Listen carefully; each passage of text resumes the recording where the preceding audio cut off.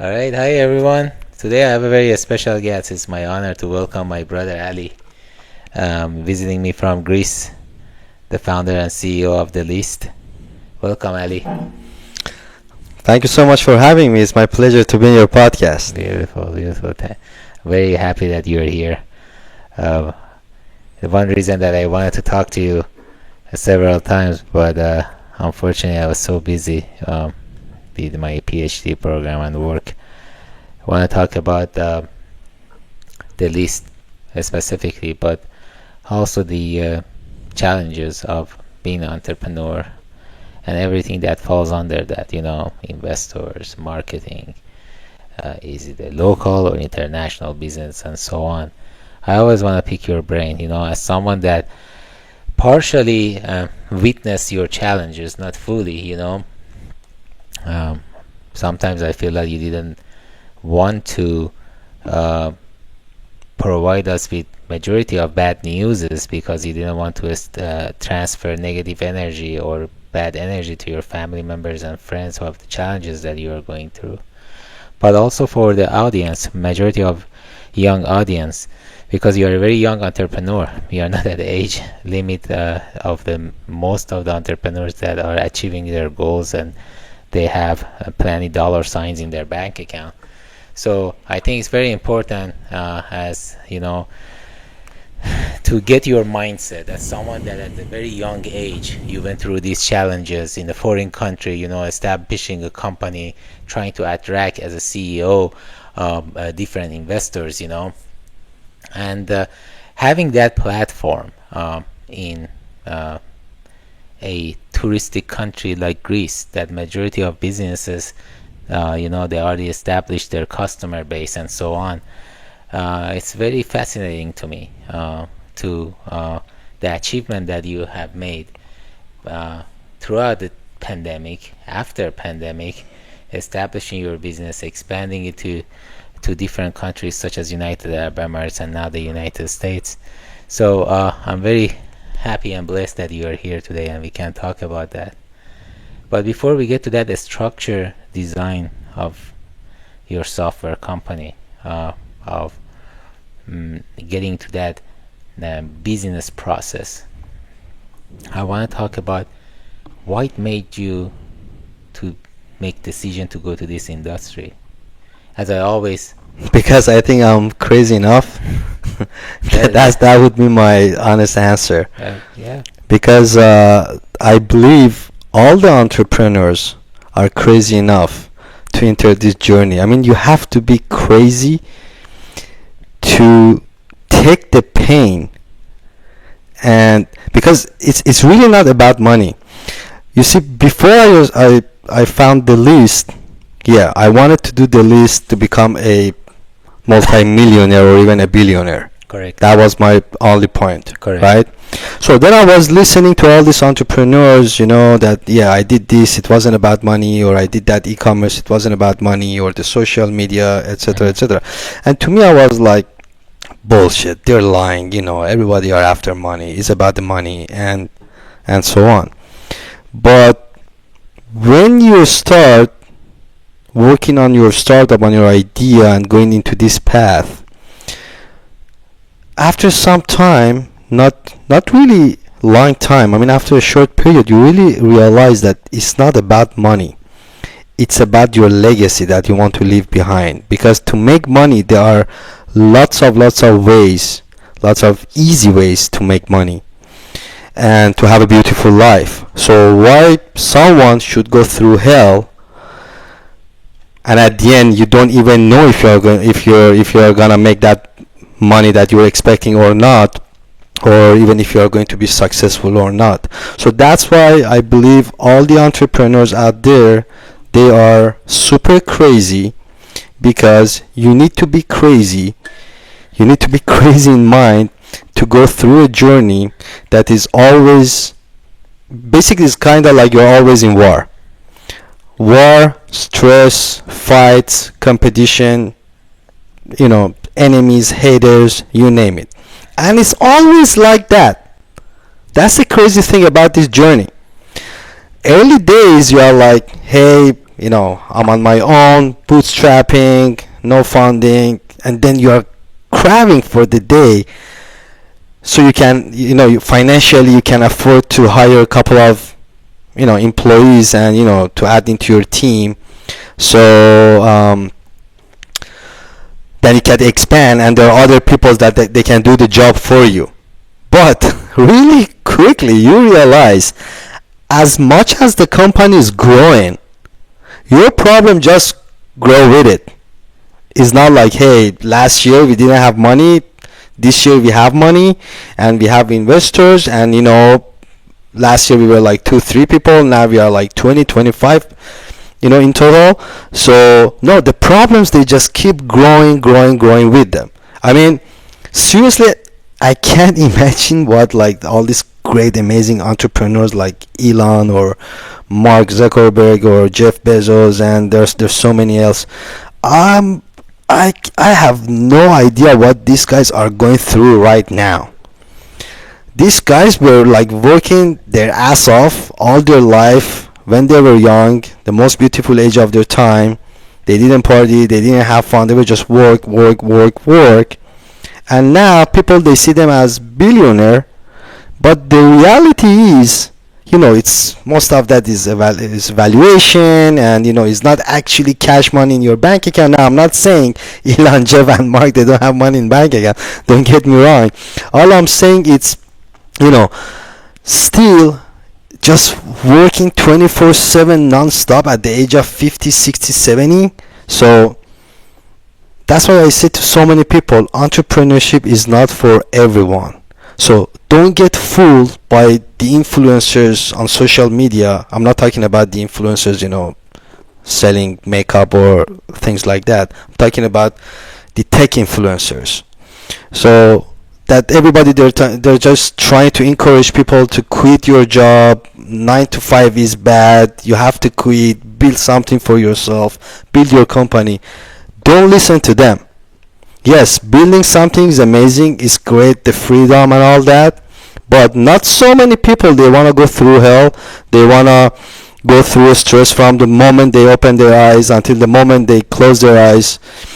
Not financially, not being able to pay their bills, going through breakup, losing their friends, not having time to spend with their family members, and they have no idea what's going to happen tomorrow. Rather than maybe they can work in another company, having a decent salary and a really nice position and a happy environment, and spend time with their family, with their kids, with their pet, watch movies, Netflix, going to cinema, and enjoy their time.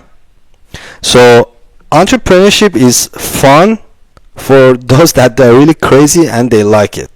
Otherwise, that's why you see so many founders, they quit, or they attempt to suicide, and it's a really like crazy game. I love it because I'm crazy enough to take the pain.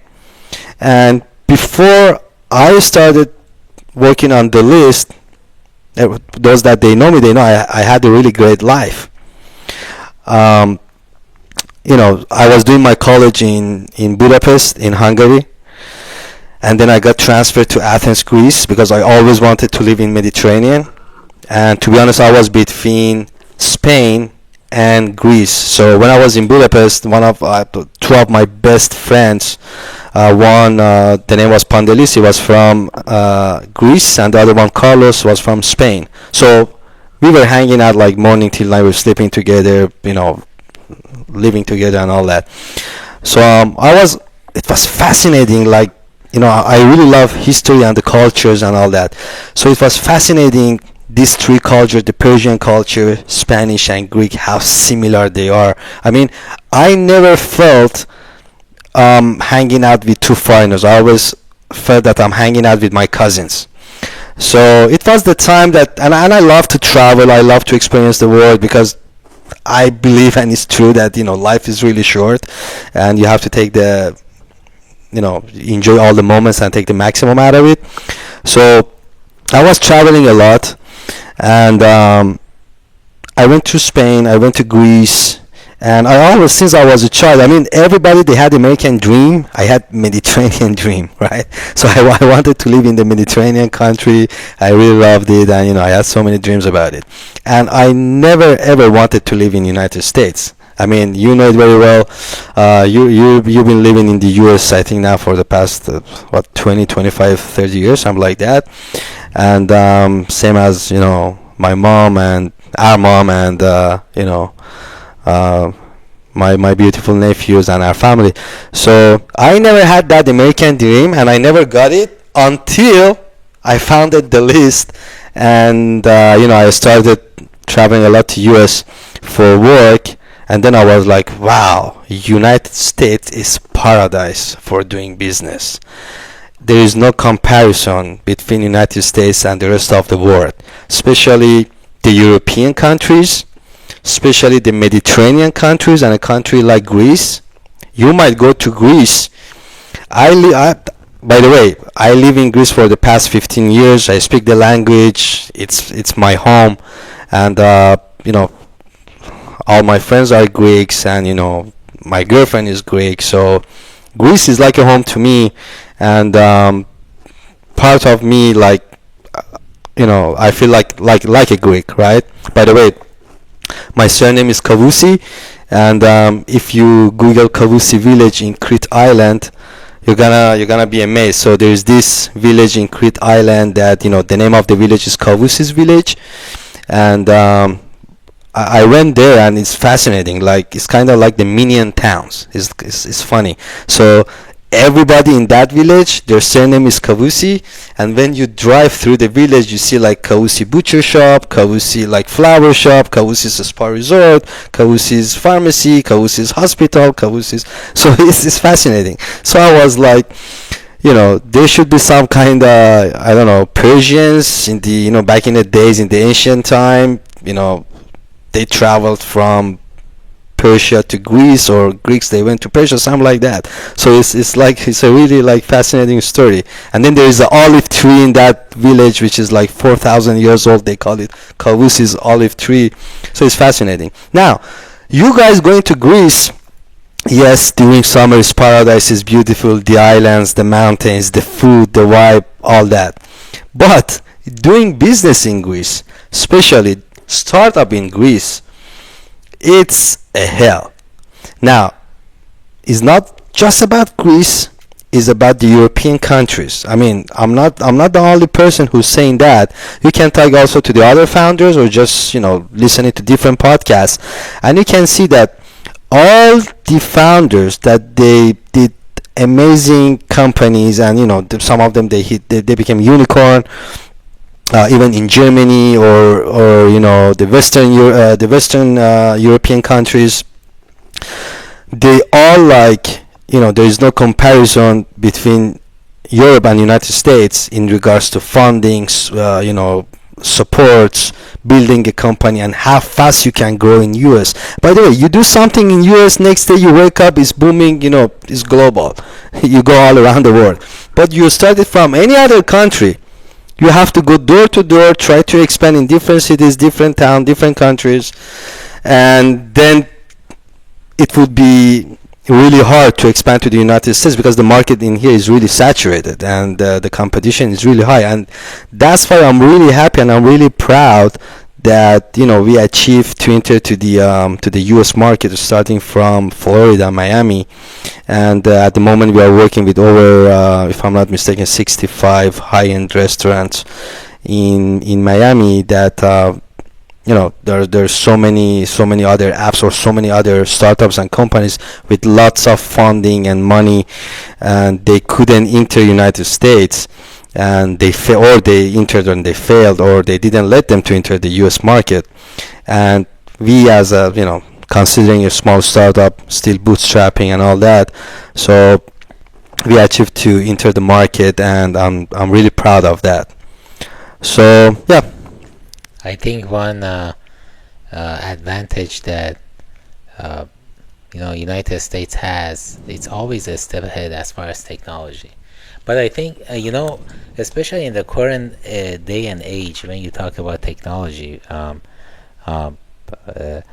One thing that I faced mainly when I take vacation to Europe and particularly Mediterranean nations, uh, still utilizing technology in the nightlife as far as reservations, using reservation app is a challenge. And I know yourself had to start a education boot camp for majority of business owners in nightlife in Greece to accept your product.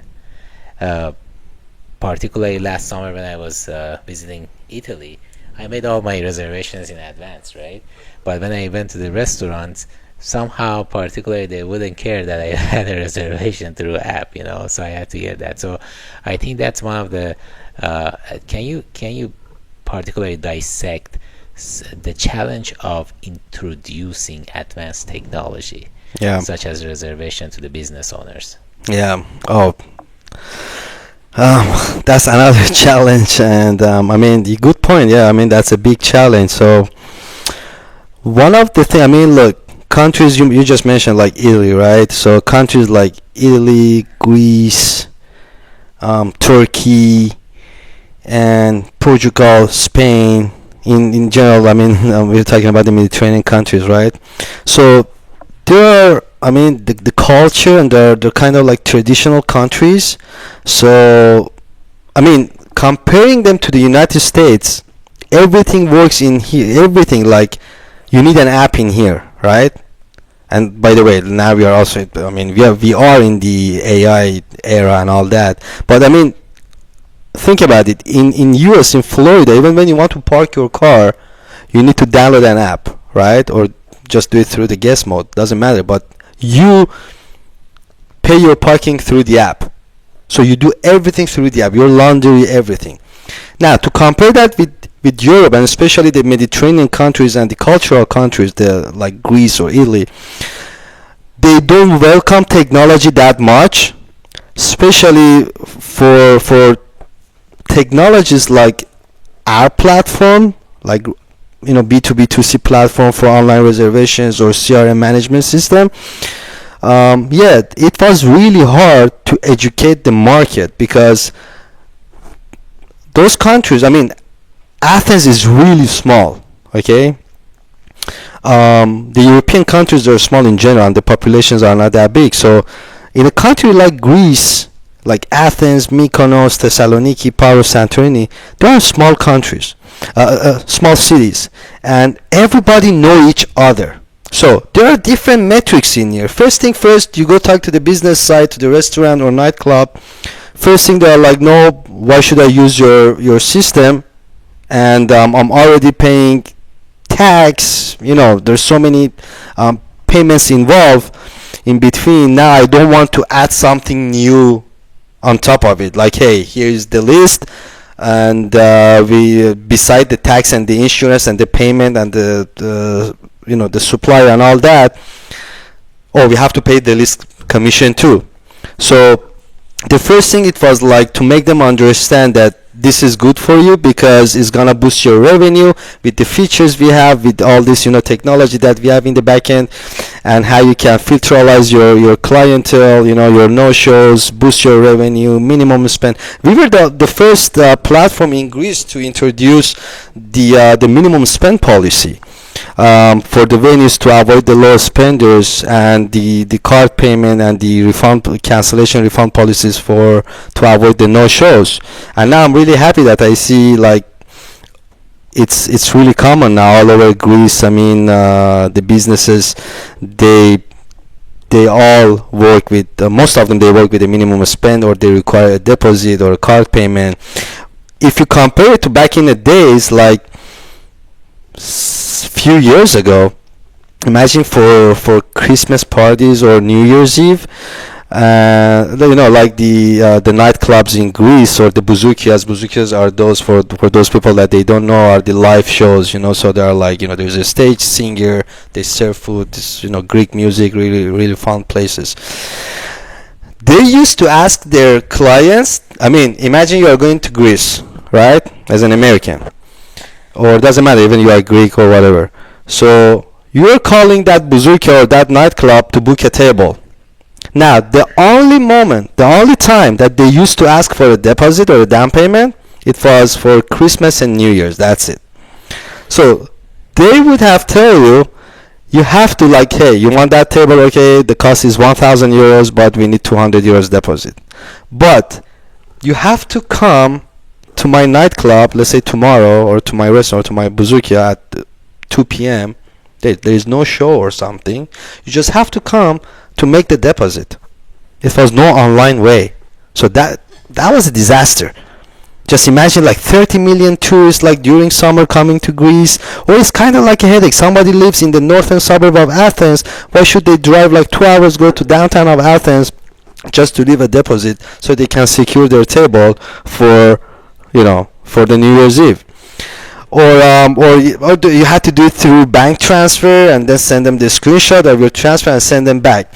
So we were the first app that we introduced this minimum spend and all that, and now I see also there are the other apps like in the industry that they all using these features, and also everybody are aware of that. So it was really hard. Of course it was hard to educate the market that why the list is good for you and how it can boost your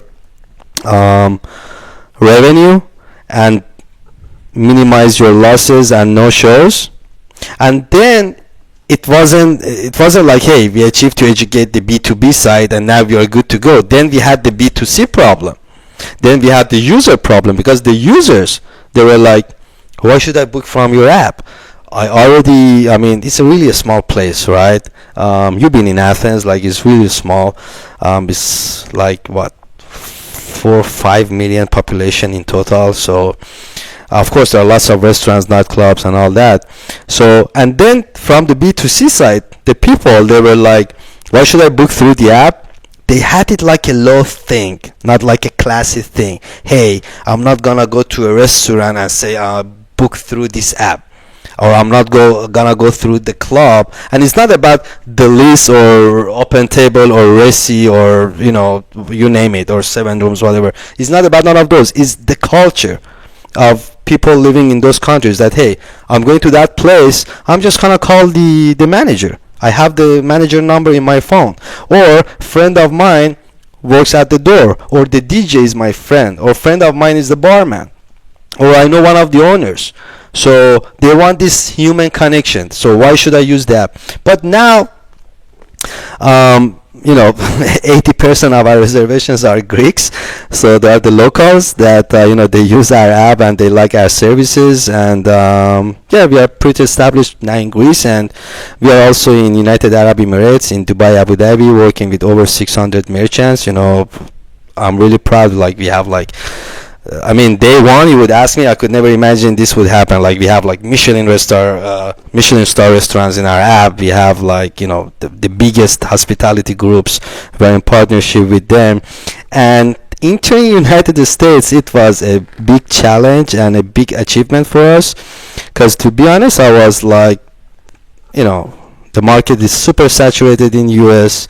There are so many like products working over there, like unicorns. So this is part of my I'm glad you brought that, entering to the United States. I want to kind of focus right now on product and market. So basically, let's just start with what is the biggest risk your product faces in next 12 months, and how you are prepared for that?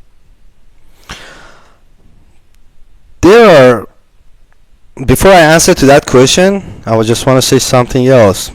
In every industry, in every field, there are risks. It doesn't matter now. My fastest answer to you would be like AI would come replace and things like that, what everybody are talking about. But before that, I want to say there are risks in everything in life, okay? I give you an example as a football player. What is the guarantee of that football player who's not gonna, break his leg or lose his leg, or something happen to his kneecap or something and he just loses his career? NBA player, what is the guarantee that, maybe he break like 2 of his fingers and he can never, shoot a ball. A surgeon was the risk. Maybe they get into a car accident or something, and they can never work again. Now, same as technology, there are so many risks. Yeah, of course, technology is always adapting, always new things coming on top, right? Just like, hey, people they used to use Nokia. It was the biggest company at that time, but then Apple came, smartphones, and nobody knows what Nokia is anymore. So same as all these, let's say it's not even about the list. Like, what's the guarantee of DoorDash is going to exist in the next 10 years, or Uber Eats is going to exist in the next 10 years, or the list, or OpenTable, or there's so many other things. Maybe AI replace everything. Maybe it comes like this AGI's thing. So I that guess my focus on perhaps asking that question is, what assumptions about your target market turn out to be completely wrong that can change your view for next 12 months? So let's say you had a target market. I want to do this. And then your target market turned out to be wrong. And then it has to be basically kind of created that cloud in your marketing target that when you plan for next 12 months, changing something different, your perspectives. Because as a entrepreneur yourself, you say, I want A, B, C, D. I want to take care of these things, and this is my target market. And then you show up to, let's say, Mykonos, and X and Y, Z owners, they say, I don't want to do this. And that kind of change your target market.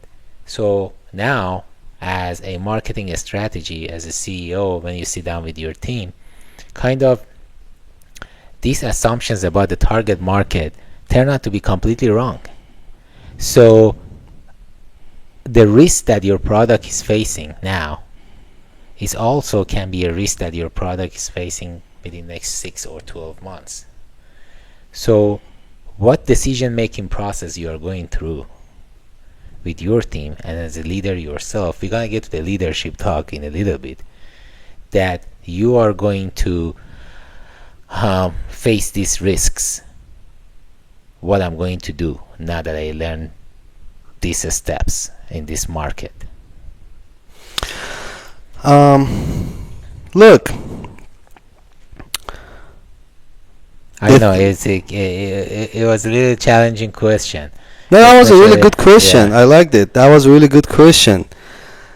The thing is that our assumptions, now I don't want to brag about it, but it never went wrong. Okay? And now, when you're talking with the company, that it was I was a one-man show, and I passed through pandemic. So there's nothing even close to that. So when it was pandemic, like, everybody was stressed out. No, the world has changed. We will never back up again. So many businesses shut down. And I went through the pandemic, bootstrapping, all that. So that was the most craziest thing, that you could never, predict what's gonna happen tomorrow, if the market will back up again or not, or what's gonna happen next. But as far as to answer to your question regarding you had like, what's gonna happen the next 10 years, what's the risk, our target market and all that, my answer and my strategy with my team would be like, just speed and getting and getting adapted to the new technology, and implementing AIs, working on deep machine learning and all that. That's the only thing that, look, it's technology. If you don't catch up, yeah, of course you're gonna run out of the business, because every day new things are coming out.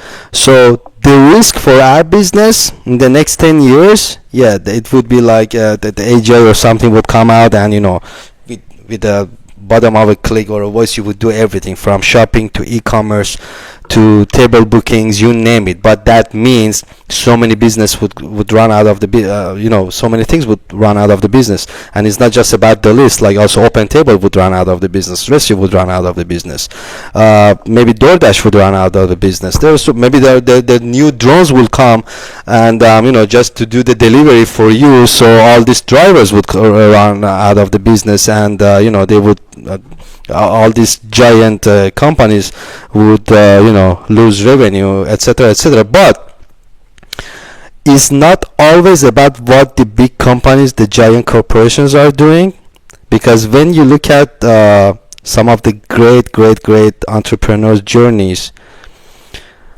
like let's say a company like Spotify, all right, that they killed Apple in their own game. So when Spotify, I mean, this is a really crazy journey. When Spotify was, working and building and all that, it was the moment that Apple introduced the iTunes and Apple Music, right?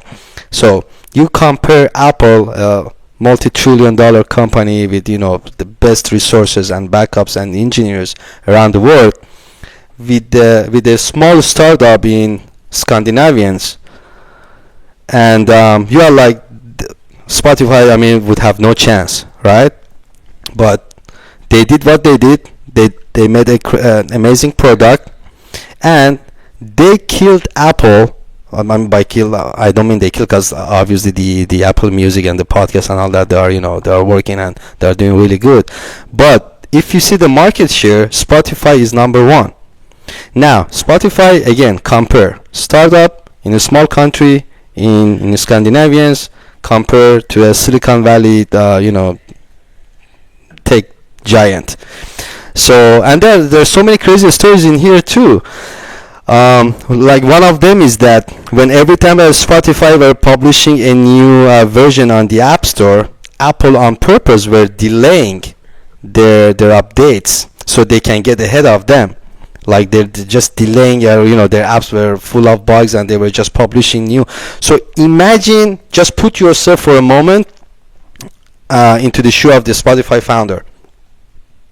Anybody else would give up. Like, there is no way, I would have no chance to win Apple in this far. But they did it, and actually they took the majority of the market share. So I'm not really afraid of, I really love technology, I love AI, and I'm already receiving lots of benefits from AI in my company and my personal day life. I really love it, and I can't wait just for it to get better and better and better.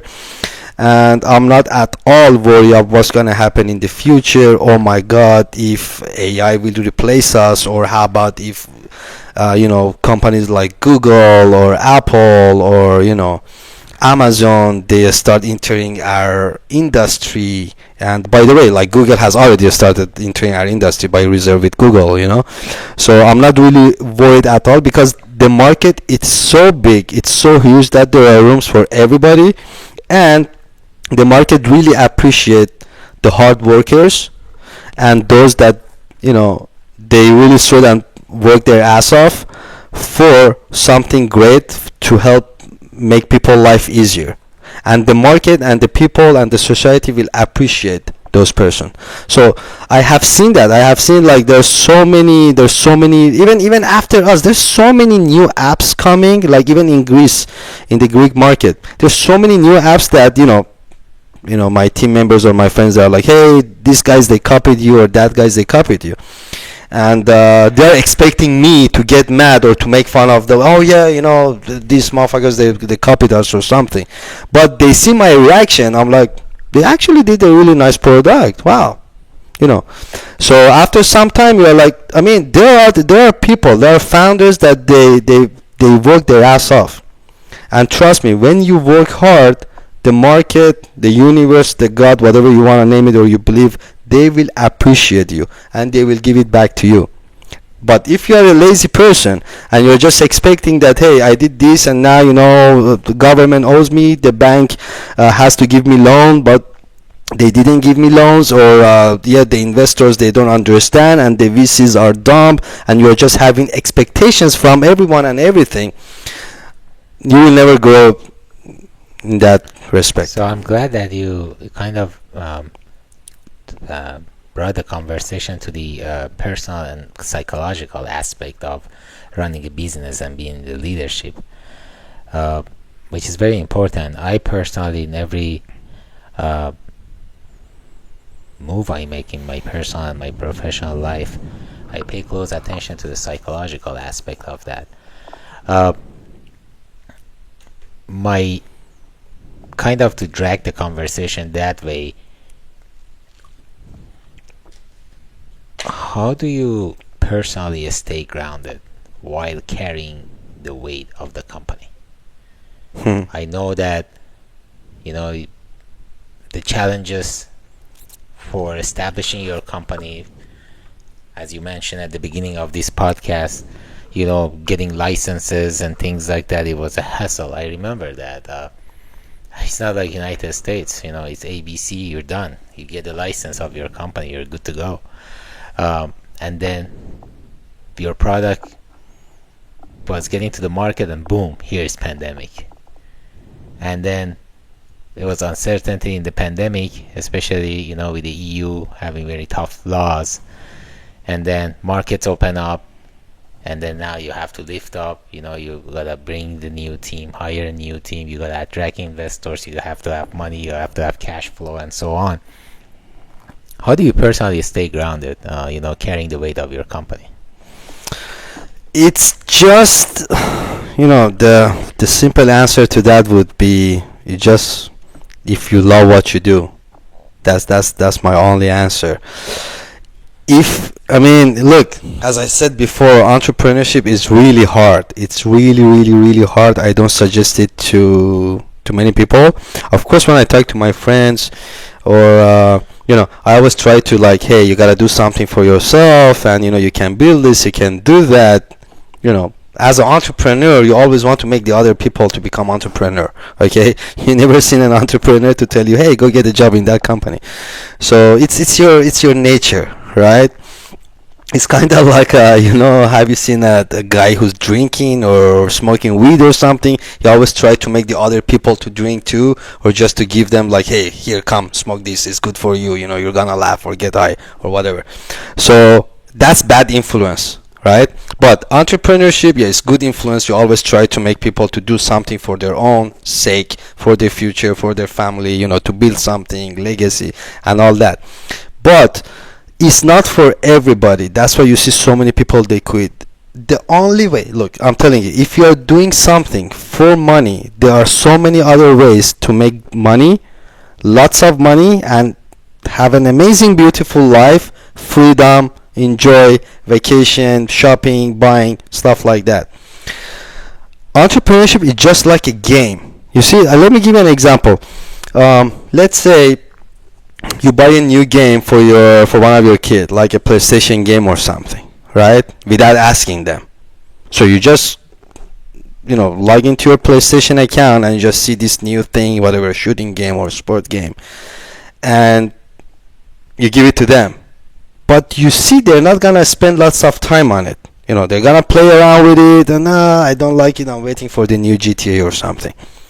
So then you give them the new GTA, and you see he's not coming out of his room. He doesn't care for lunch, he doesn't care for breakfast. He's awake until 5 a.m., sleeps, wake up again, not even brushing his teeth, continue the same game again, right? He didn't like the first game, he gave up on it, he didn't finish it, he didn't pay attention. But the second game, he loved it. So he gave up on brushing teeth, food, going out, whatever. All he cares is to finish that mission, and then he can do online games or whatever. So that's the exact same thing with entrepreneurship. If you love what you do, no matter what you are going through, you will make it, because it's your game, right?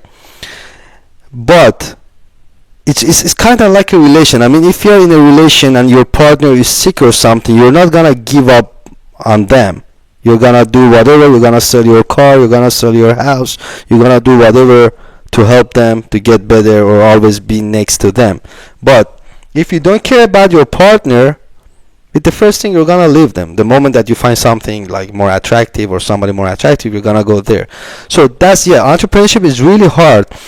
I mean, you go through hunger, you go through loneliness. Nobody give a damn about you. You know, everybody, actually nobody wants you to become successful because it makes them feel better, because most of the people around you, they didn't do something for their own. And and of course, as a human nature, you cannot go against it. It's human nature, right? People are jealous. People, they don't like to see other people's success, rather than if it's only your mom or dad or your brother or sister. Even sometimes, even the brother and sisters, they don't want to see your success. So it's a really lonely game.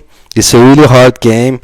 It's hunger, wait for it, selling your stuff, yeah, break up, give up on so many things. Your friends are not hanging out with you anymore. You don't have time to take care of yourself, to buy a shirt. It's Christmas, I don't give a crap. It's New Year, I don't care. I'm here building, solving, etc., etc.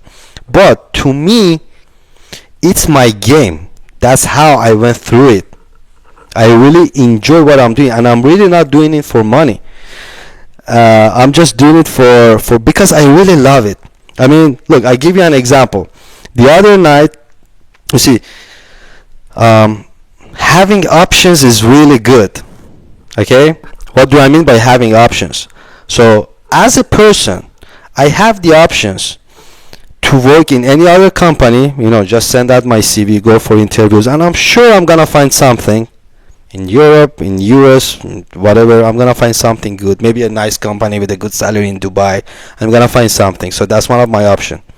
My second option is that, I do what I used to do before, like doing e-commerce, buying from China, selling on, eBay, Amazon, Shopify, etc., etc., making good money, and it was really good. Option three is that, I've joined some of my friends, establishing a new restaurant or a takeaway or a takeaway food or a bakery or things like that. Option four, my next option is four or fifth, is to build my own company, startups. So I have all this in front of me, and I pick that card. So that's why. So see, sometimes people, they cheat themselves because they don't have the option. Let's say somebody, I give you one simple example that's happening in everybody's life. Someone wants to go out tonight to party, but for many reasons, maybe they don't have the money, maybe their friends, they bailed on them, maybe somebody didn't call them to go out, so in that matter they stay in. Now, when out of the blue someone calls them, hey, what you doing, or what did you do last night? I stayed in, I wanted to stay in. No, don't lie to yourself. You wanted to go out, you wanted to party, you didn't have the chance, you didn't have the opportunity to, otherwise you would have gone there. So you stayed in, just be faithful to yourself. I stayed in because I didn't have the money, or I didn't have the people, or somebody didn't call me, or I didn't want to just go to a party alone. Alright? That's option. Me, in my life, I always have options. If I don't, I create option for me. Now, the other day, if you remember, we were at the beach, this beautiful Fort Lauderdale beach, and then we came back home, and we wanted to go somewhere to party in Miami. It was also a friend of us here visiting from Greece, and actually we even had the reservation at Habibi Miami. So, and you want to really go to that, it's a really nice place, and by the way, we have it on the list too. So it's a fine dining experience with music, party, beautiful girls, beautiful crowd, and all that. And my friend wanted to go to party, but I took shower, and then I was just checking out myself in the mirror, like what clothes should I put on, and then in the mirror I saw my laptop, I saw my MacBook. And then I was like, it's kind of like a kid to say to the kid, hey, put your clothes on. Let's say when you say to your kids, put your clothes on, we are going out for a lunch, and the kid is like, leave me alone, I want to play my PlayStation. You guys please go, leave me alone. Okay? So I was like, hey, I have the option to go out in beautiful Miami to party in one of the best places, fun, all that. And by the way, I'm not even paying, so it's not about the money that I don't want to spend money. My brother has invited me. And I have the other option to stay in and work with my Mac. Just I took my shower, lay down on the couch, have my Mac on my lap, and just do my work, what I'm doing. So I picked that option to stay in Saturday night to work. Why? Not because I had to, not because I had to finish a task, not because I had to deliver something, because I wanted to, because I loved it, because I didn't want to. I had that. It's kind of like you have options. You want to buy the Ferrari or Lamborghini. You have options. You have the money to even buy both of them. But then you are like, for this reason, XYZ, I'm gonna pick the Ferrari. The other person is like, I'm gonna pick the Lambo. The other person, he doesn't have the money to buy both, and then it's like, fuck it, no, these cars, what's the point? It's too noisy, you can't even fit in it, and I go get the Toyota. So having options is really important, and I really encourage people to not cheat on themselves by lying to, no, I didn't want to do this, or we have this Persian expression. It's really nice. I always try to translate it for my friends to understand. So I said in Persian, then I translate it. We say گربه دستش به گوش نمیرسه میگه بو میده. That means the cat cannot reach to the meat. So let's say there is a meat up to the wall and the cat wants to jump and just grab and eat that piece of meat or chicken, whatever, right? So the cat can't jump and take that meat and is like, this expired, smelly, I don't want to eat it. No, you couldn't take it. Otherwise you would have gone there and you would have swallowed that piece of meat, right? So it comes down again to entrepreneurship, to your question, what you asked me. It's my game. I love it. That's why I got through it, right? That was your original question. How can I get through it and all that? Because it's my game. Otherwise, trust me, I would have given up long time ago. Going back to that psychological aspect of running a business and the personal portion of it, kind of, I always want to get to the mind of a CEO. What do you fear the most as a CEO, and how do you confront it? I am sure you have been through things that you have feared. I don't know if you had a fear of it so far throughout your business journey that it happened. It's like, holy shit, I always fear about this thing and it happened to me. Or maybe not. But as a CEO right now, what do you fear the most? And how do you push through it? That's a good question. No one had asked me that. Being honest with you, I don't fear of anything, but I used to. So if you would ask me this question like 3-4 years ago, I would answer immediately. Oh, if Meta or Google, they try to come to our industry and do a reservation app and CRM management system, we are all done. Everybody from all these giant companies were all done. So I would answer to your question like if you would ask me like 3 years ago, like immediately, that my fear is like if Meta or Google come to our industry. But now, I got more mature. I had lots of difficulties in the journey. Just like, by the way, I'm not bragging about it. Like, that's a founder journey. Every founder is going through difficulties and all that. So I'm glad you mentioned that, because my kind of follow-up question on that, please. Sorry, I cut you off. Continue with that, but kind of follow-up on that. The darkest moments you have faced, and how did you push through it? So, kind of like, you're a CEO, you have that moment of fear.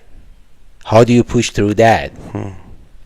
And then give me an example, the darkest moment that you had and you had experience, and how did you push through that darkest moment as a CEO? Look, one of the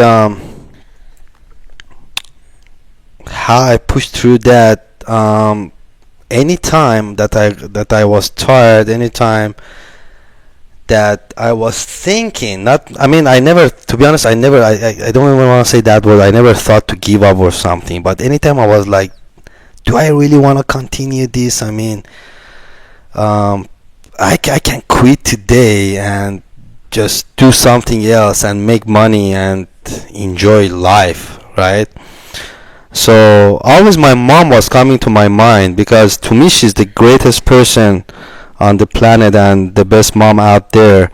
So she's a really, by the way, she's a gynecologist surgeon, and she came from a really humble family. You know, she born and raised in a village, and she studied on her own. She went to the university, and she became one of the best gynecology surgeons in Iran. And she had some really great operations that and her clients were coming from, like, different countries, from Dubai, from Qatar, to her office in our town in Ahvaz. And those clients, they were like from really rich Arab families that they went to the European doctors or to Canada or US.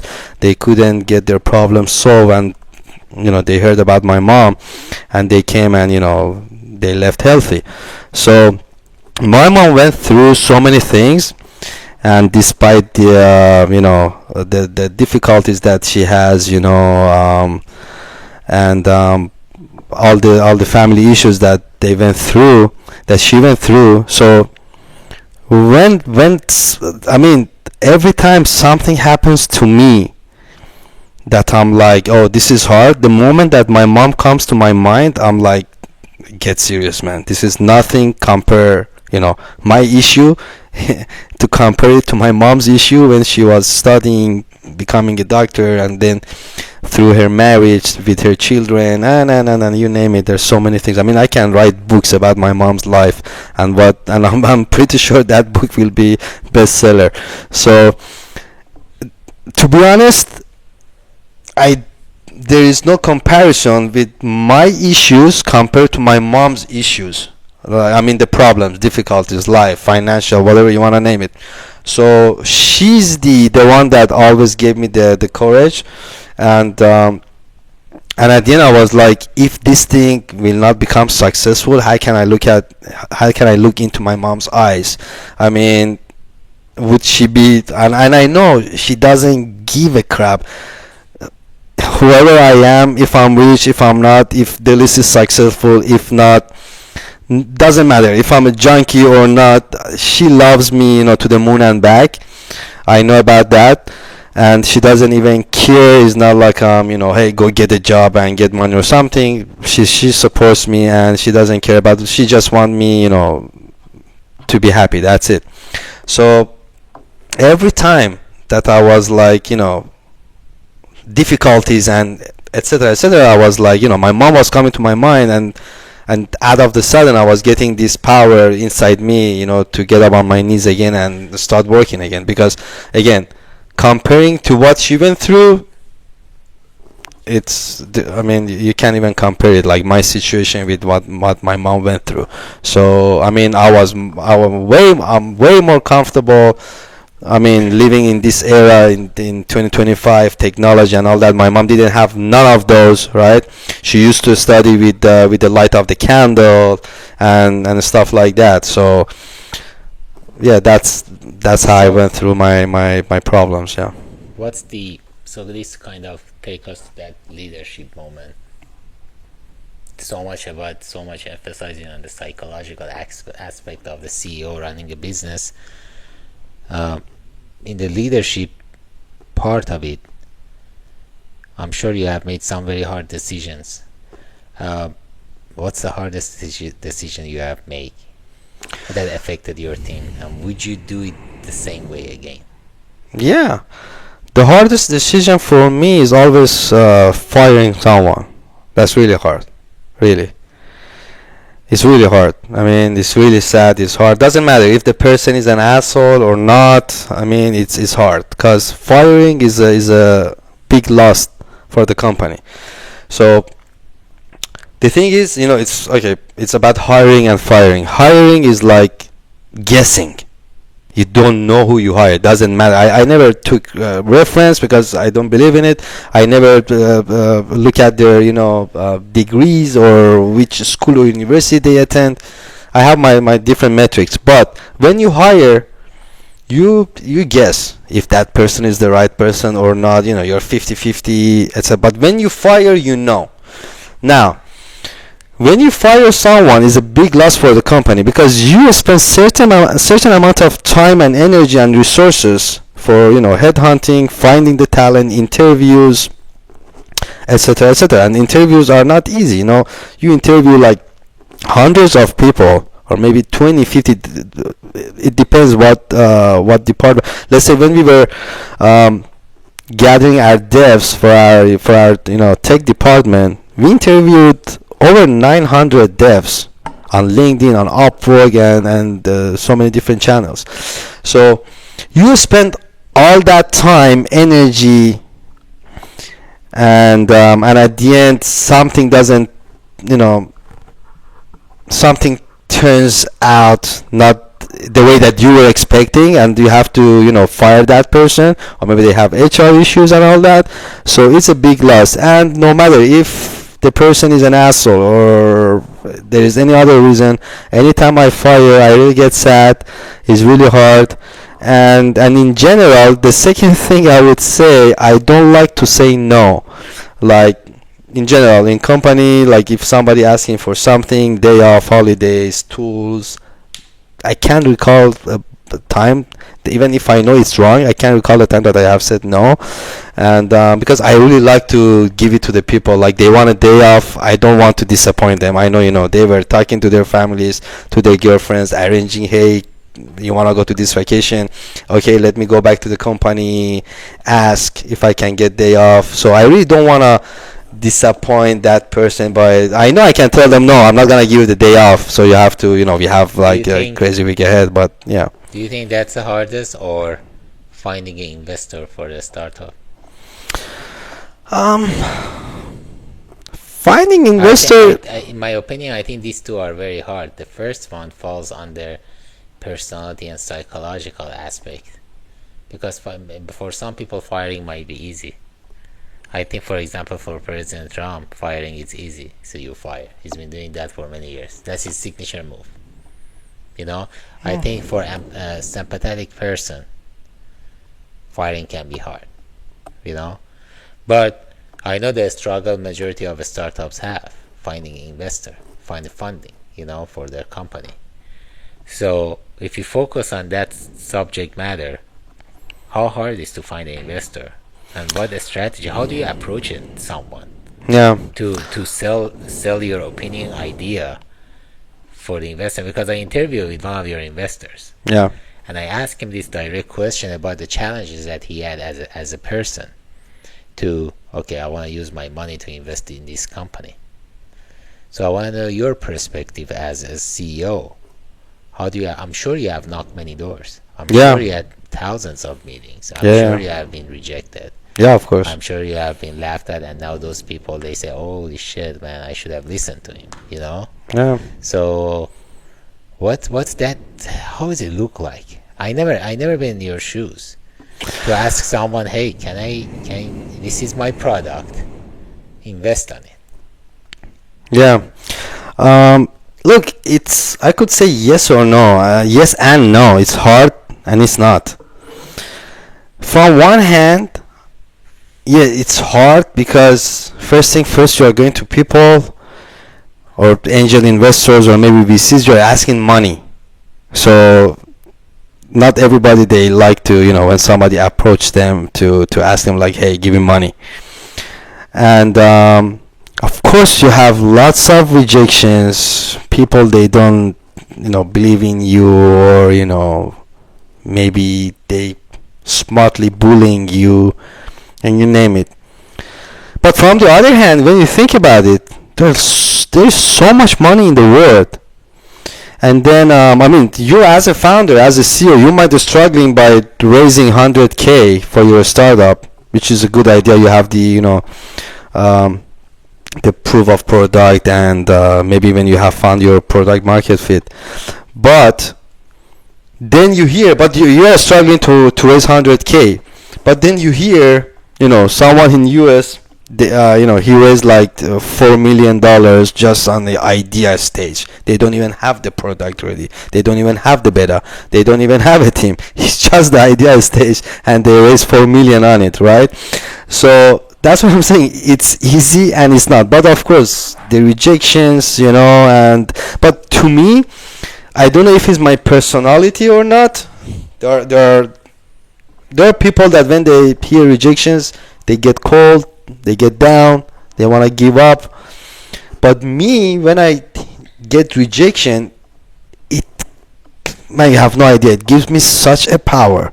It gives me such a courage that I will, if I will work like 10x more just to achieve what I have to achieve, so I can go back to that person and just throw it to his or her face, like to be like, "Yeah, fuck you. You see, you didn't believe in me. Now take it." The joy of that moment, it's so much for me that I don't change it with anything else. When someone rejects me and I go back and I'm like, now I have to prove them who they did fuck with, right?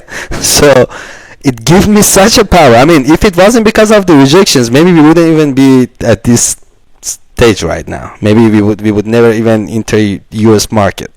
So I really want to thank all those people that they rejected me or they didn't believe in my idea or my product, etc., etc. Because if it wasn't because of those, I wouldn't be in here. I'm pretty sure, because I know myself. I have to get rejection. I have to, people, VCs, angel investors, not to believe in my idea. So it gives me the power to work my ass off even more, so I can prove that they were wrong. Man, that's very good. Kind of like everyone should apply that warrior mentality into their personal life. It's like you know, a teenager or even an adult. You go and ask a girl that you get rejected. Are you gonna stay single? And Yeah, look, by the way, don't get me wrong, because I never got offended. Mhm. Okay, Mhm. it gives me power because I'm like that. I never, like, if I'm coming to, if asking you money to invest on my startup, or a VC or angel investor or whatever, you're gonna say no. I absolutely respect you. I'm not gonna get offended by, like, oh, this asshole Because did. that's his Hey, money. That's yeah, exactly. I'm asking you your money, your hard-earned money. correct. You worked for that money. You didn't just take that money from a lotteries program or something. You work for that money. You have wife, you have kids, you have so many responsibilities. And here this guy comes, is like, hey, do you want to invest? And you are not even borrowing money. That, hey, if this doesn't go work well, I'm gonna give it back to you. You are like, invest. Give me 200k, 500k, 1 million, 100, whatever it is. I'll give you 10% of my company, so that you have no idea what's gonna happen. Stay there, good luck, watch me. Maybe I make it, and I'll give you some ROI. Maybe not. It's your fault. You should have never trusted me. So I never got offended. Correct. I just wanted I to understand. clear that. Yeah. So in this subject of investors, how do you balance investors' expectations, or within the long term, and then also, especially in this subject, when the investor is not aligned with you, investor is saying, I'm giving you so much money, and then you have to explain the investor, this is what is going to happen in the long term, because majority of people, when they give a money or they put the money in the investment account or something, they want a return right away. So how do you going to align their expectation with yourself and the products and the long and short term plan of your company that you have? Look, the thing is that finding and selecting an investor, it's like you're getting married to someone. It's not like finding a girlfriend or finding a wife or something. I have seen so many companies, great companies with great entrepreneurs, that unfortunately they went run out of the business just because of that VC or that investor. It's not about the money. And I mean, look, first thing first, yes, don't get me wrong. From an investor, the first thing you want the money. Then is the, being aligned with you and all that. And especially when you are in a moment that you have not, that you're hungry for the past a few days, you are all alone, you are lonely, you are crushed from in and out. You just wish to not wake up. I mean, I have had, man, I had, and I'm sure so many other entrepreneurs. There are days, there are nights that when you go to bed, you wish not to wake up in the morning because you feel humiliated, you feel like down, you feel like I lost, you feel like I'm a loser, you feel like how can I look into my family's eyes, oh they're gonna start nagging, oh my friends, oh the moment I go out people they're gonna be like, oh see, you see he tried or not, it's not that easy, see he wanted to be like, oh my god, if it was like that everybody would do it, etc., etc. So in that moment somebody come giving you money, you don't care if it's like, oh, if they're aligned with your mindset or if they have connections to actually help you to grow your business, or is it just the money man or not. But in my case, I had opportunities. I was in those places when I was alone, sleeping at my office, having no laundry, no kitchen, stuff like that, no food. My friends were sending food to my house. So I mean, to my, when I say house, I mean office, right? So to my home office, let's say, is like a small 50 square meter. So my friend used to send me food, and I'm blessed to have friends like, like those guys. And I owe them. I owe them a lot, and I'll work my ass off. I'm not just saying oh as a perspective of money. Is they took care of me like my mom. Like it's the feeling, the love. I have to give them back the love. So in those moments when I was absolutely crushed, when I was living like super lonely in the world, when I wished not to wake up, etc., etc., I had angel investors that they wanted to, invest like 300,000, 500 on my company. I didn't take their money. It was really hard. It was really, really hard. And they were like some of the, one of them actually, it was like one of the biggest group, hotelier group in Greece. They have like over 60 hotels. They're like, their net worth is like 4 billion. And they wanted like, it was earlier stage, they wanted to invest like 350,000 euros for 10% equity in my company. It was one of the best offers I had at that time. And I had, of course, from some other rich families in Greece too. But I didn't get their money because they didn't talk about business at all. They were just some rich kids coming from rich families, not having any idea about business, didn't do anything on their own. I could easily take their money. But what I understood, they are not investing on the list to grow the list. They just like the hype and, going to the clubs and the parties and, being in touch with the DJs or going out to the different restaurants, just showing off with the list name and stuff like that. So I was like, that's not the right person for the list. I rather continue what I'm doing with hunger and wait to find the right in, because I was pretty sure I'm gonna find the investor. I was like 100. I mean, the same way as the founders that we guys, we are like praying and hoping and into the war to get the best investors and the money.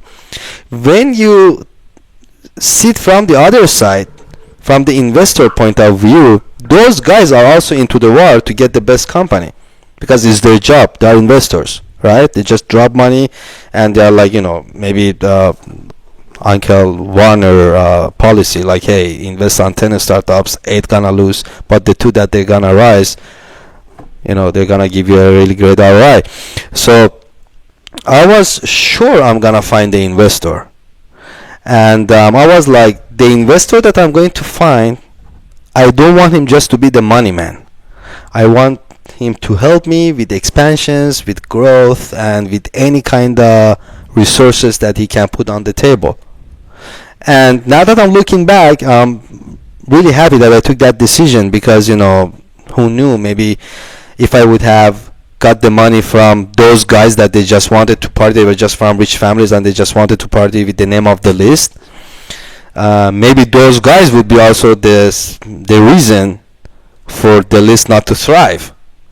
So again, it's a really tough decision because look, I tell you one thing. If you just had your meal and you're laying down on your couch, AC is on, everything is perfect, and your mom just come tell you, hey my son, here's half of the sandwich, please eat it. Yeah, like, leave me alone. Why? Because you're full.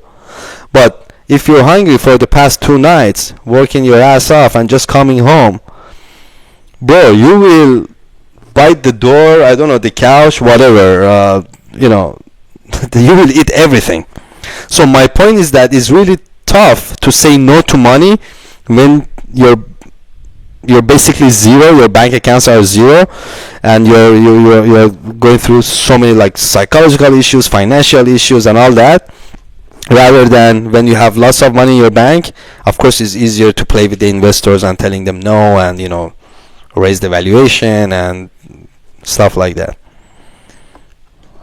Right now in your extra time, you're doing podcasts as well, right? Yeah.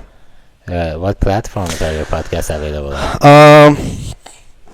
Look, the thing is that I wanted to do my pod from day one that I started the list, and I wanted to document everything, just post it on YouTube, like.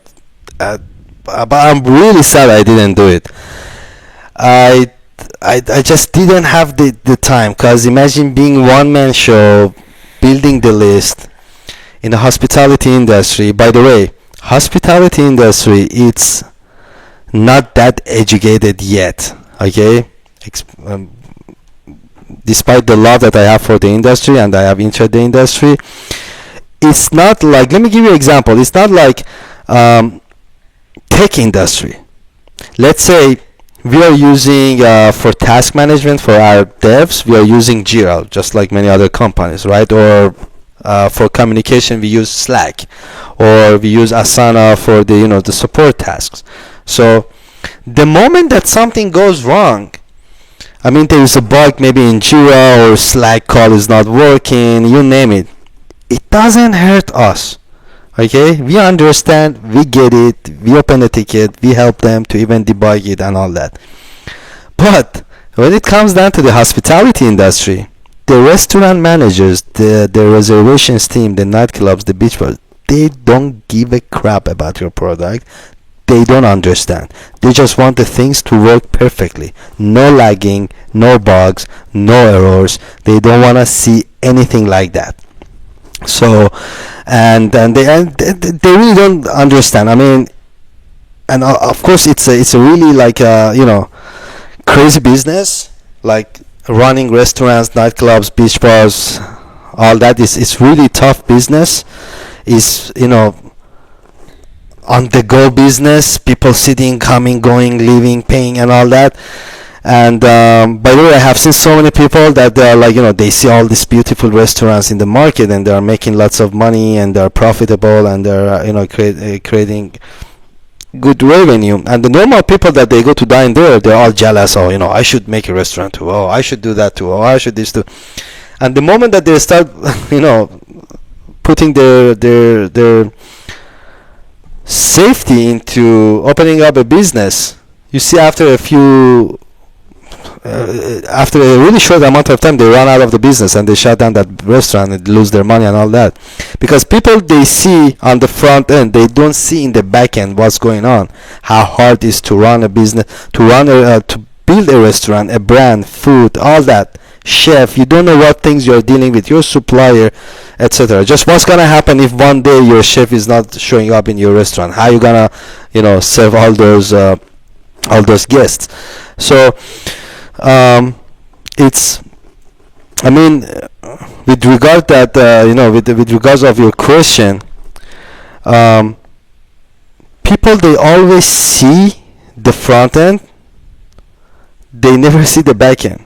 So you might see there are companies that they've been working for the past 20 years. Oh, OpenAI, right? ChatGPT. Another example, These guys, they were working for years. For what? For how many years? 15, 20 years? These one guys were other, working in this one thing? other example that I like, NVIDIA.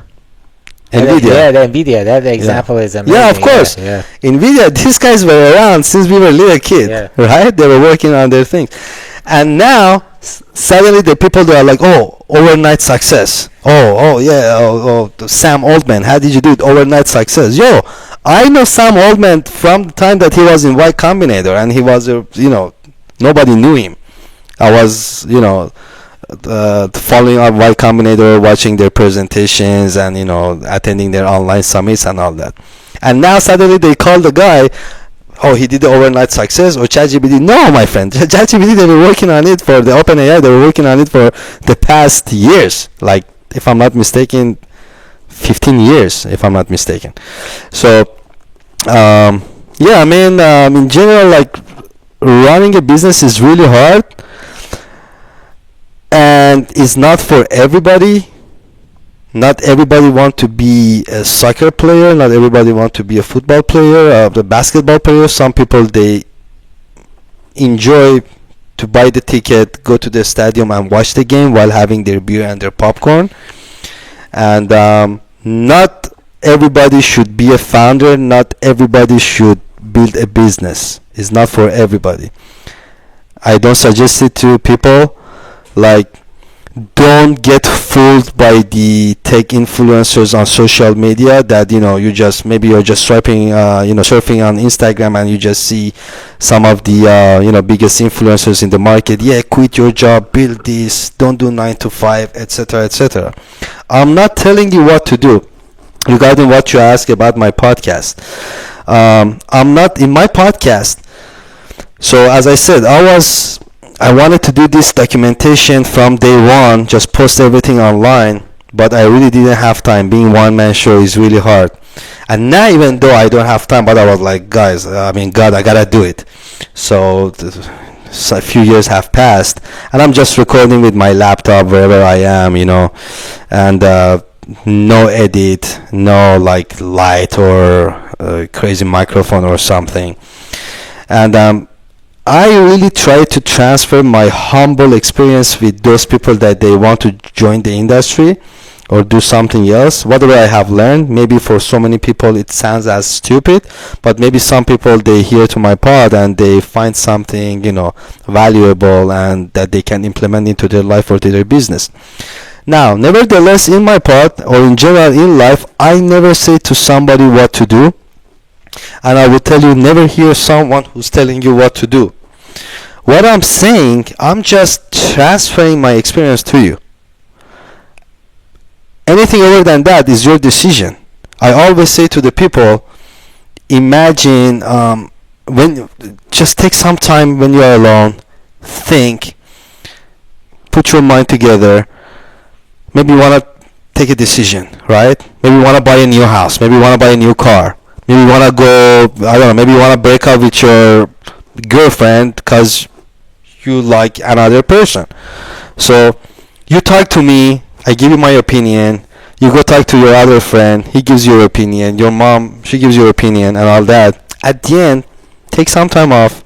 When you're in the bed, sleep alone, or maybe for some people is walking on the beach or whatever. Try to create a court, a personal court in your brain. That's what I'm doing. So I'm the judge. So there is kind of like a minion court, that everybody are minion, right? So when I'm doing that for me, I'm the judge, I'm the lawyer, I'm the victim, I'm the inspectors, I'm everything. So and then I'm like, based on. You mean minions or Armenians? No, minions. Minions. Yeah, I just want to clarify, tomorrow Armenians don't file lawsuit again. No. No, I know, it's just the language No, barrier. the little yellow thing. The minions. I'm joking, man. So that's how I always take my decisions. I'm like, I want to do this.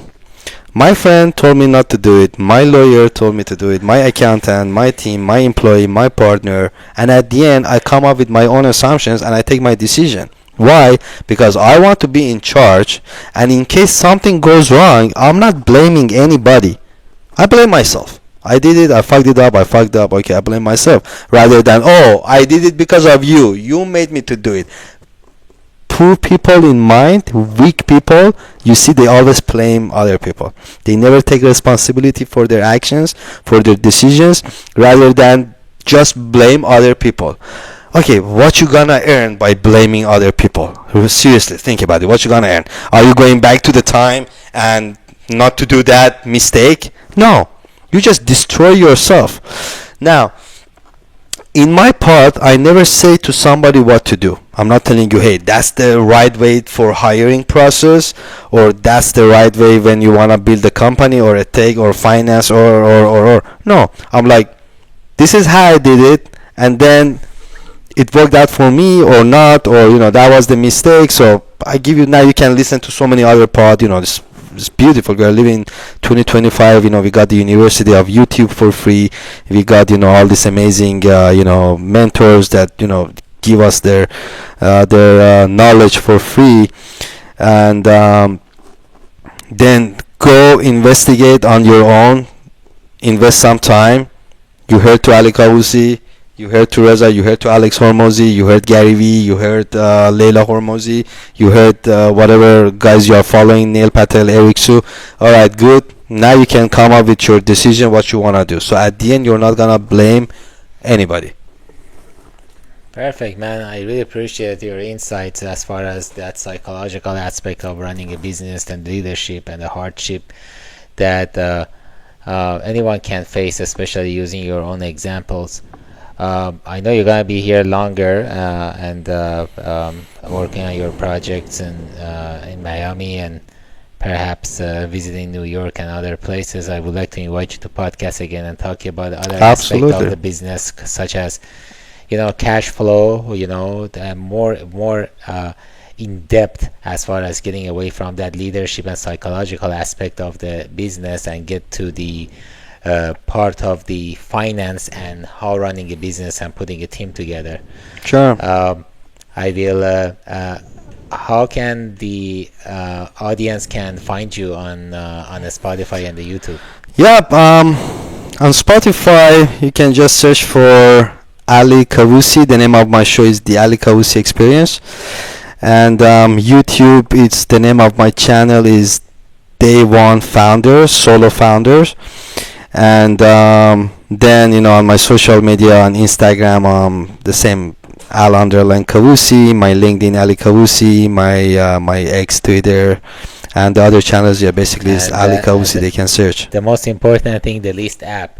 So the List reservation app is right now active in Apple Store and Google. Correct? Yep. Google Play, correct. Right? Yeah, they can just search the List, and on the App Store, Play Store, they can just go to our website, thelist-app.com, and click on the App Store, Play Store badges and download the app and enjoy it. And also, I recommend everyone here, if you are this summer visiting beautiful country of Greece and experiencing all the Greek islands, I highly recommend you download the List, do your booking. Oh, that's something I highly recommend. I mean, you've been in Greece so many times. Every summer, right? For the past 13 years. Yeah, I know you love it there. I love it there. So, right. Look, let me tell you something. I always say that to everybody.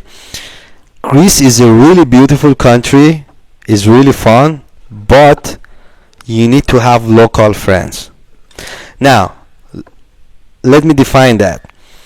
Let's say someone for the first time going to Miami, going to LA, right? Like they have no friends there, no local, nothing. Like they don't even have smartphone. They're still using those old, Nokia phones that they believe no one can track them or something like that. They just walk in the city, right? They're gonna love it. They're gonna enjoy. They walk in the Hollywood. Oh wow, look at the stars here. Oh, the Hollywood sign. Oh, Six Flags, name it, or Brickell, South Beach. Oh my God, here they used to make the Scarface movie, and so on. Greece is really tricky. So I usually that's actually how all the idea of the list came up, because I usually really feel bad for the travelers coming to Greece. Okay. They come to Athens, for a couple of days only, maybe one night. They get a hotel around Acropolis. They see Acropolis. They take a few pictures. They go to the islands. 2 nights in Mykonos, 1 night in Santorini, 1 night in Paros. They go back and they're like, we saw Greece. Next summer, we're going to Italy. No, my friend, you didn't see anything about Greece. There are so many hidden gems, okay? Like in Athens, that's why I said you need to have a local, because you need to know where to go. You see, every country, they have their own uh, way of operating. So in Athens, you need to know where to go for brunch, where to go for cocktail, where to go for if you want to have a best Greek seafood, and there are specific days.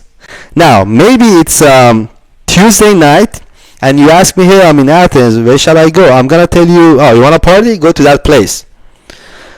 If it's Wednesday night, I'm not gonna tell you go to that place. I'm gonna name another nightclub, because it's really important which day, which place you are visiting, to have the the best vibe, best crowd, enjoy, right? Or you don't want to go to a nice seafood tavern by the sea, beautiful sunset, all that, when it's absolutely empty and it's dead season. You want to go there when there are nice crowd, live music, people are dancing on the tables, sunset, etc. So that's the whole philosophy of the list, and that's why we built the list, because I didn't make the list for me. Now there's so many founders. If you listen to the founders' journeys and the stories, they are like, hey, I had this problem at home, or my wife had this issue, or my children, or me and my family. That's why I came up with this idea, and boom, now it's a unicorn and all that. I didn't do the list for me. Especially in Greece, I'm really well connected.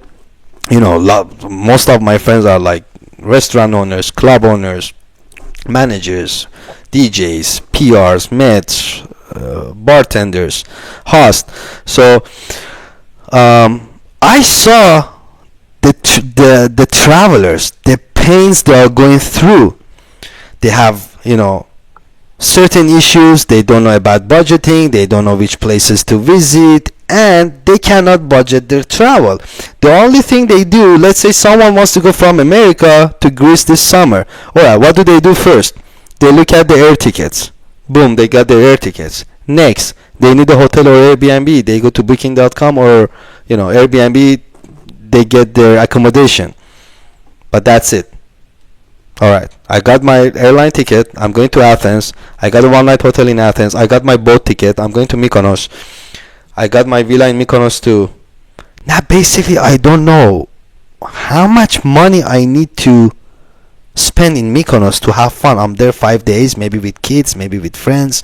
We want to party, we want to drink, we want to eat, or maybe we don't want to party. I'm with kids, I want to go to some chill places. So finding the right places is one issue, and then the other part is budgeting.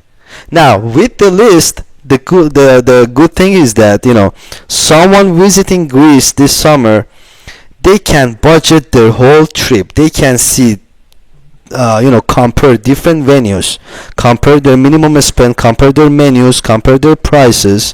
And maybe someone wants to go to that beach club in Mykonos, but how about if they hear 2 sunbed is gonna cost you 500 euros, which is around like 550 bucks. But by the way, now I think euro and dollar, they are more or less the same. So let's say it's 500 bucks just for 2 sunbeds with one umbrella. So most probably you're gonna get a bottle of water, you're gonna get some snacks to eat. So, and I'm not even talking about you wanna get a wine or cocktail and stuff like that. I'm going healthy. Bottle of water, maybe a cup sandwich or something, and some snacks. And your bill is up to 700-800 bucks.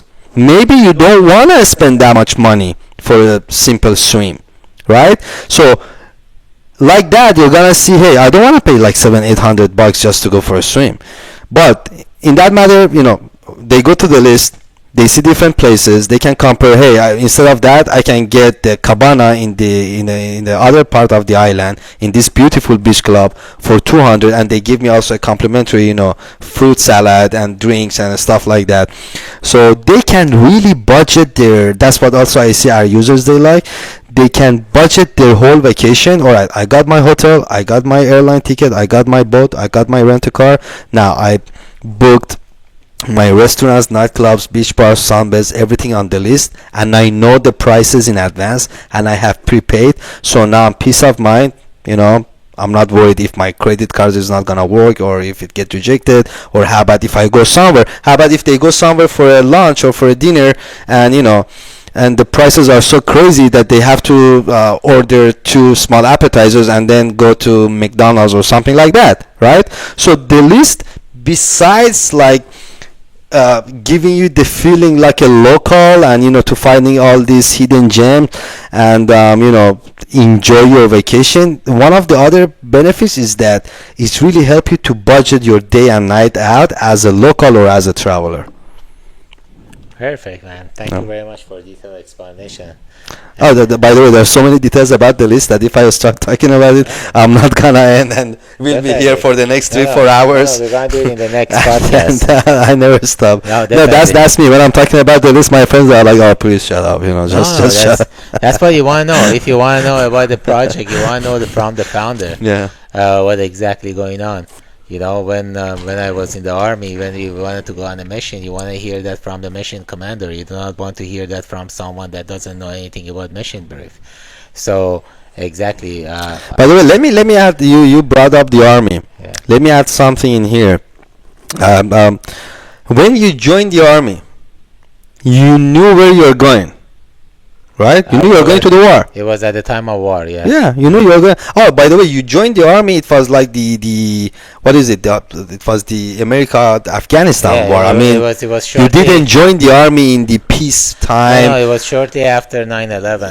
Exactly. I exactly know what I'm getting into, and that was the reason I joined it. Exactly. I joined the army to serve for United That's States. that's what I respect, and that's what I want from other people, to know what they're walking into. You joined the army after 9/11. It was it was the war, the US and Afghanistan, and I think also Iraq was before that or after, something like that. Yeah. So you know what you are walking into. You didn't join the army just with the assumptions that, hey, yeah, I'm gonna join the army, get the benefits and go to Universal Studio, or they're gonna send me to the embassy of US in Paris and I'm going to enjoy my life there. You know what you are walking into. So rather than so many people, they start business and they have no idea what they are walking into. They have no idea. They think just, oh, I'm gonna, if yeah, of course, if he did it, you can do it. Of course, if he made it, you can. Of course, if Jeff did it, you can. If Elon did it, you can do it. If Mark did it, you can do it. Of course, I'm not against that. That's one of the main thing I'm talking about my podcast.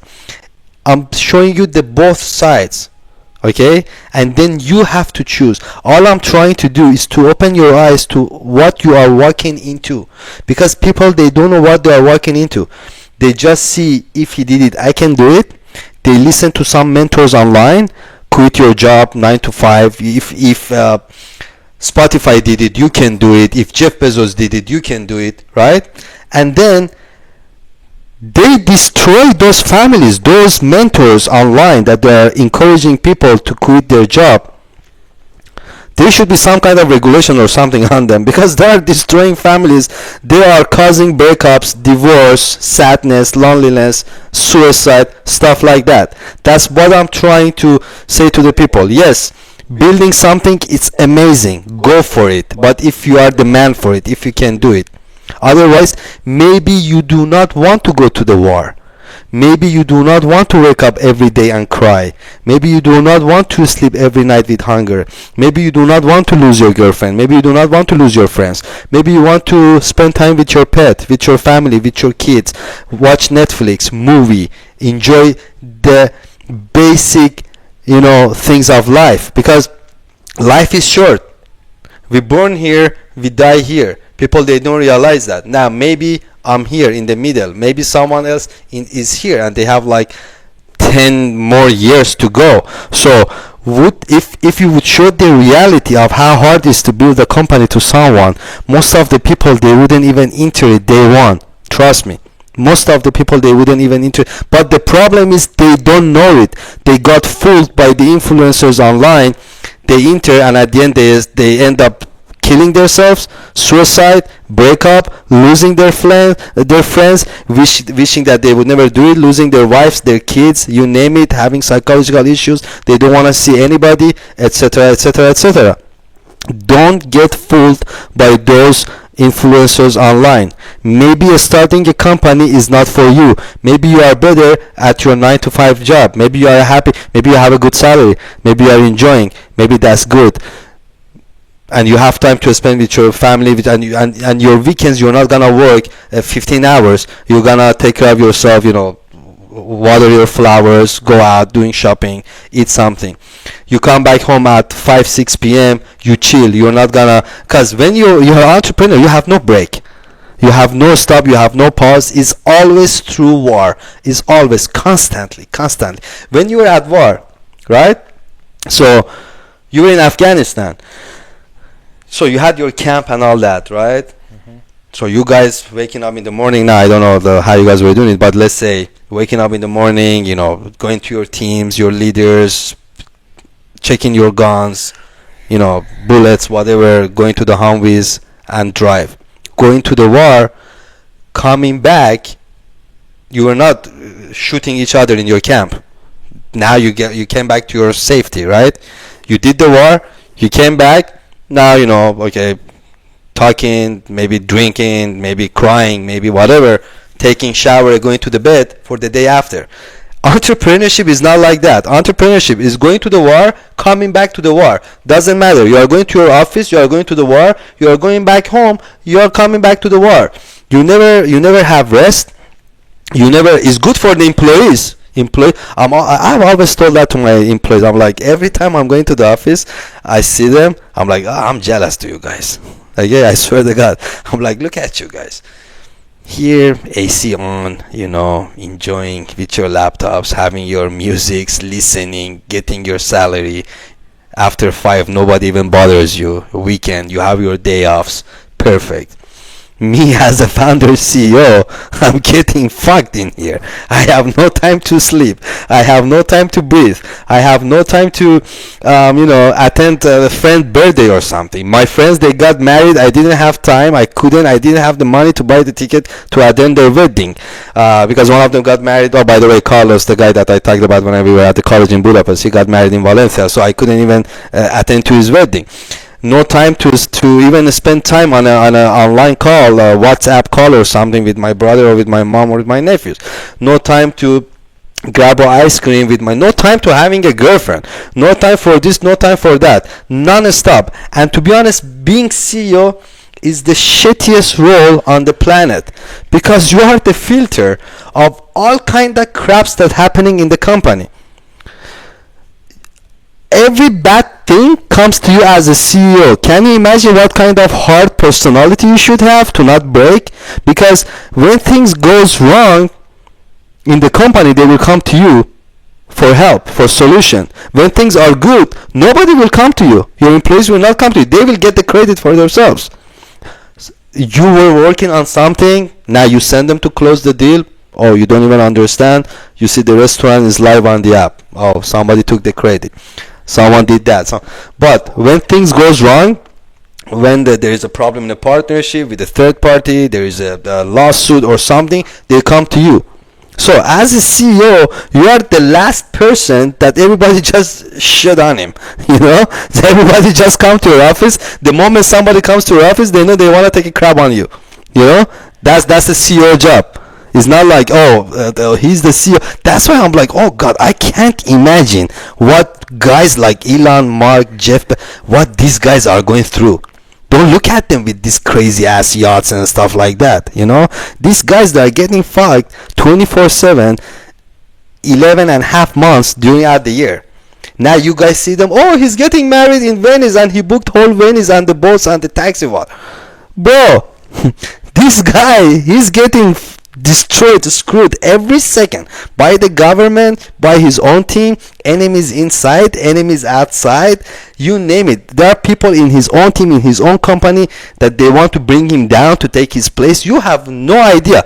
We are not even close to that, right?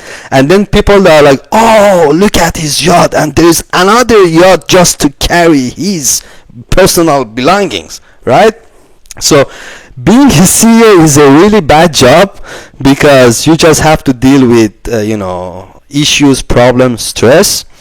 And being a founder is even worse, because you have no time. I mean, your time doesn't belong to you. You're just, every time your employees need you, you have to be available to them. Every time you need them, they are not available because it's 9 p.m. You cannot bother them, or it's weekend, you cannot bother them, or they're on vacation, you cannot bother them. But if it's 3 a.m., they text you, you have to reply immediately. So it's basically like being a single parent, that you have to do everything. You have to play the mom role, the dad role, cook, clean, whatever, take the children to the school. And when the children, imagine your kid is like 5, 6, 7 years old, when they want something, they don't even get it. Like, I want that game, or I want the new PlayStation, and I don't care. My dad has money, doesn't have. I don't get it. Like, I don't know. Go sell your car or something and get me the new PlayStation. That's kind of like being the founder. So that's why, again, I'm saying it's not for so many people. I'm not telling you to start something on your own. Absolutely do it. But before that, you need to know what you are walking into. If you don't know what you are walking into, don't do it. Thanks very much for sharing your thoughts. I appreciate it. I talk to you in the next podcast. Sure. All right. Have a wonderful day. Thank you for having me. Thanks. Bye-bye. Bye, everyone.